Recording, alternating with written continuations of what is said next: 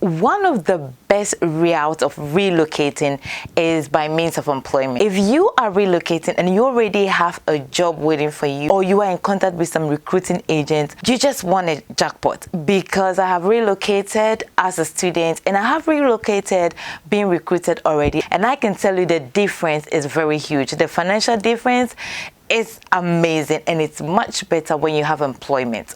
But that can be really, really difficult, especially when you do not have a very high-skilled profession, or you do not have a very large amount of years of experience, or you are not having a profession that is highly needed in the said destination. Then it can be a little bit of a challenge.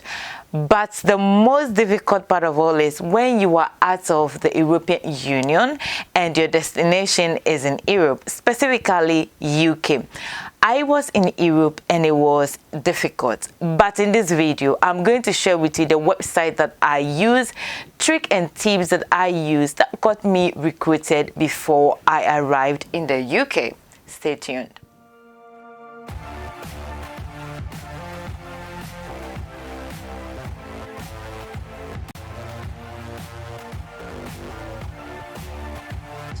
You're welcome back to my channel, Motivated and Inspired. My name is Mimi Faith, and if this is your first time, thank you very much. Please do subscribe if you do like this video and other content that I do create. I do create a lot more content. So please do go through my channel, see what I do, and subscribe. Share this video and other videos with other people so this information can reach more people who need this information to survive.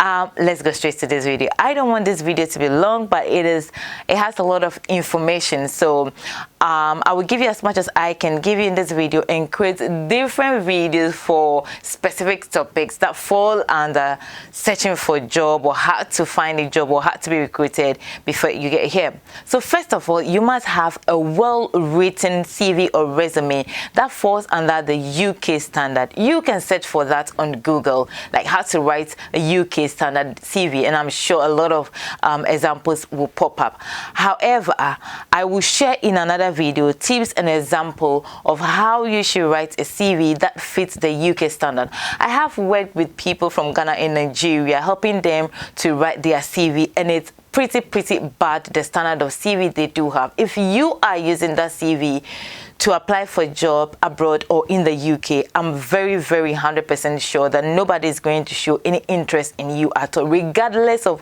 what your qualification is. So that is very important. Secondly, you need to create a LinkedIn account. And if you already have a LinkedIn account, update your CV, update your profile to be very accurate and current. And please use diction. Recruiters are interested in diction. They are interested in you selling yourself to them. So let them know who you are, your qualification, what you are looking for. Be very specific. You are selling yourself, so you have to do it. The platforms are Red, CV Library, Ajuna, Indeed UK, Rise Technical, Ota, Total Jobs, and JobSite. These are two websites, but they are collaborating and working together. So normally, jobs that are posted on JobSite will automatically be on Total Jobs. Glassdoor. And then I also was using LinkedIn. I loved LinkedIn platform. I think the UX experience is what makes me fall in love more with it. Red in particular does have courses that could help you upgrade your CV. Some of the courses are free and some of them are paid. I checked some of them and they cost only £12. So if you need to upgrade yourself and you think that the courses they have could help you, then you just need to pay for it, or just take the free course if it's going to help you. First of all, you will need to create an account on these platforms, and then you upload your CV, and most importantly, you have to create a job alert and turn it on so that you'll be notified via your email each time there is a position that fits your profile. This is what I did, and this is important so that you don't have to always go on the site. Even though it is important to keep on going on the website, if you have a job alert, it will already tell you the jobs available. All right, it makes this really easy, and you save a lot of time. Now the second option that I was using is recruiting agency. Now this agency also do have websites and platform where you can upload your CV, and as always, remember to turn the job notification on. And then you can also write to them directly. They will post jobs available. You apply. When you are qualified, they will contact you directly. So they are going to be between you and the company. I got recruited by one of the agencies, and that is Sarah West. The lady that recruited me was really amazing. I will share my story with you, how I got recruited, because there's always tricks and tips. So Sarah West is one. Their Deco Group is another. Cathedral Appointment is another one. Quartz is another one. And which one was I using again? Hayes. So those are the agencies that I was using, but there are a lot more on Google. So please learn to Google. Just Google and use the right keywords, like specific jobs that you want. For example, if I'm looking for a programming job and I'm looking for it in the UK, and I'm looking for it in a specific town, maybe in London, Exeter, Manchester, wherever I'm looking for it, I'm going to type programming jobs in Manchester with sponsorship if I need a sponsorship, you know. So use keywords that will help you source the job that you're looking for quickly. So the third option is a bit tedious, but I had fun doing it. And I mean, searching for a job can be very depressive because you're not going to hear from some of them. You're not going to hear from some of them. Some of them are going to reject your application.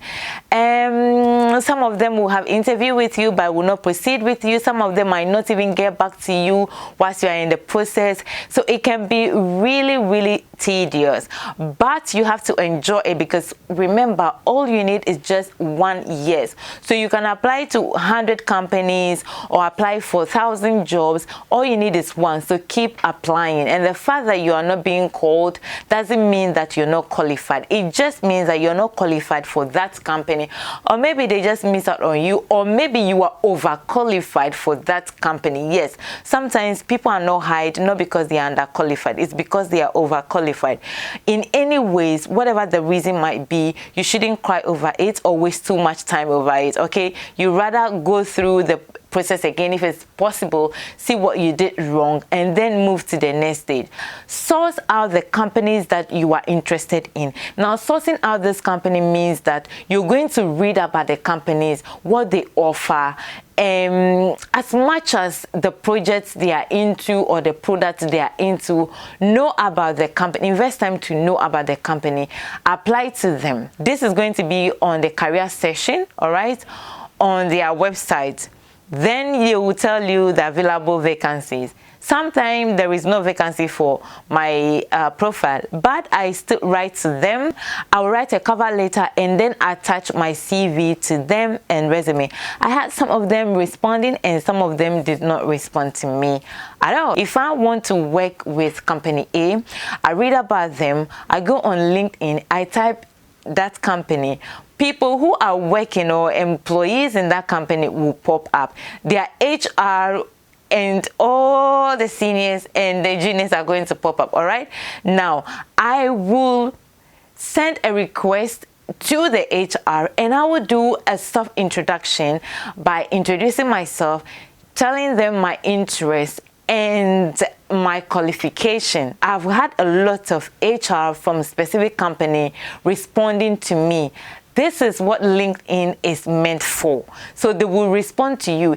Even if you will not be employed in that company, network is very important in any successful story. So it's good that you lay out that network, build that connection, and who knows, you might just get employment through the sub-introduction you did to the HR or somebody in a position that could help you facilitate a job in that company. Now, let's me go through the tips and tricks and how I got the job. First of all, because I wasn't in the UK, it was pretty difficult. I was in Spain, but yet still it was difficult. So what did I do? One, it's great to use a VPN. They can be a little bit pricey, but hey, you are looking for a job that is going to pay you what it's worth. So please invest into VPN. If not, there are free VPNs. Use it and change your location to the UK. Another thing that I did was on my CV, I placed my husband's English number. So my husband was already in the UK and has settled to some extent to be working, so he had a UK number. I was based in Spain, but my husband was coming to me. So I used his number on my CV because I realized that no one in the UK was responding to my CVs, even though I qualified and fit in the job description.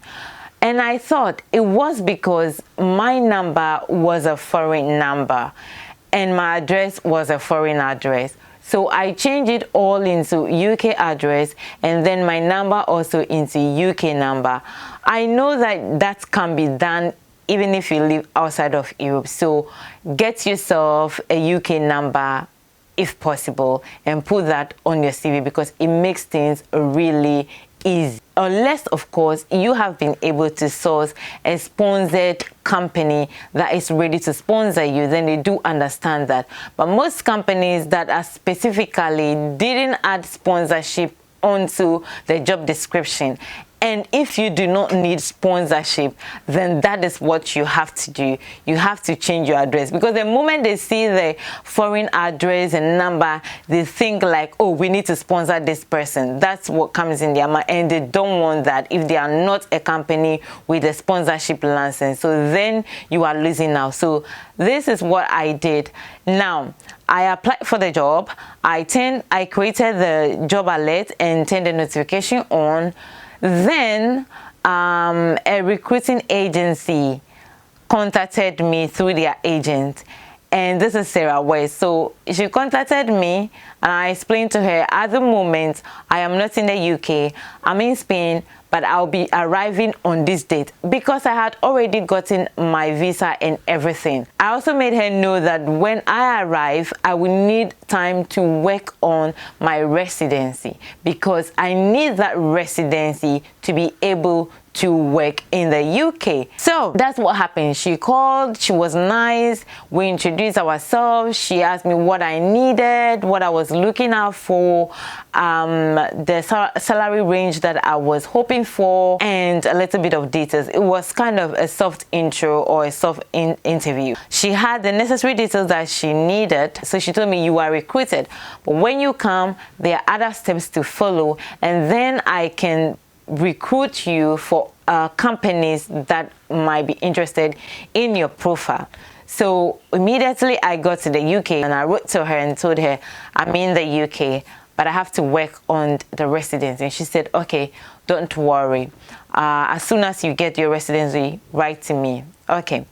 This lady kept writing to me. She was so sweet, so nice, so professional, so kind. So after I got my residency, we did an introduction, which was virtual, and she interviewed me. Then she got back to me with various companies and asked me to go through the companies. If I'm happy with them or whichever I'm happy with, I should let her know, and then she will contact the companies and place my profile in front of them. So that is what happened. I was interested in three of the companies, and I let her know. she contacted them. One of them was interested in me immediately, and one of them will be open to hire me in 2 or 3 months. So I opted for the one that was interested immediately. And then an interview was arranged for me between the company and I, and my boss, who is no longer my boss now, contacted me via LinkedIn prior to the interview, and just to say hello. Yes, I was interviewed for people. It was nice, and I got a job and started working, and that is how I got a job. So these are the few tips and tricks that I would say you should use. And if you do want sponsorship, the best place for you to go is www.gov.uk. That's the official government website, and they do have listed companies that have sponsorship license to hire people, skilled workers or skilled professionals from other countries. And do not forget, if you do need sponsorship, don't forget to add the keyword sponsorship when you are searching. Don't forget LinkedIn. Don't forget Google. Don't forget to update your CV. Don't forget to update your LinkedIn profile. So this is it for now, and very soon you'll be able to find a job. Don't focus so much on the dream job. Focus on just getting a job that could get you going, and once you are in the country, you can make changes. Now, I wish you the very best. I hope you do find that job and relocate as soon as possible. Thank you very much for watching this video. And like I always say, be you, be bold, do whatever you want to do, say whatever you want to say, as long as you're not hurting anyone. But most of all, stay motivated and inspired. I will see you in the next video, and it's adios. Stay motivated and inspired.